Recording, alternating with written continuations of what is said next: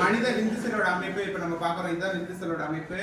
இதுல மொத்தம் 4 பகுதி இருக்கு. இந்த பகுதிக்கு பேரு தலை, இந்த குறுகி இருக்குதுல்ல இதுக்கு பேர் வந்து கழுத்து, இது நடுத்துண்டு, இந்த நீண்டு இருக்கிறது வந்து வால்.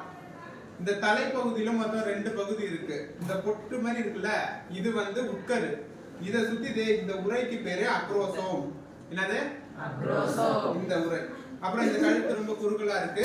இந்த நடுப்பகுதியில வந்து இந்த மைட்டோகாண்ட்ரியா வந்து சுருள் சுருளா இருக்கு. எப்படி சுருள் சுருளா இருக்கா? கடைசியா வால் பகுதி இந்த சுருளுடைய இருக்கிறதுக்கு பேர் என்னமா? நெபர்கன். நெபர்கன் என்றால் என்ன?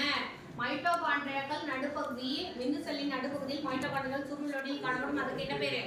நெபர்கன் என்று பெயர்.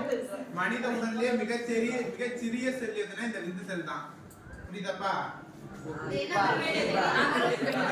நகரும் தன்மையுடையது, தசையினை கொண்டது. இது கீழே வால் பகுதி என்ன? நகரும் தன்மையுடையது, நுண்ணியது. இது எல்லாம் பார்க்க முடியும். மைக்ரோஸ்கோப்ல மட்டும் தான் பார்க்க முடியும். நுண்ணியது, தசையினை கொண்டது, நகரும் தன்மையுடையது. ஓகேவா? கிளாப் பண்ணுங்க.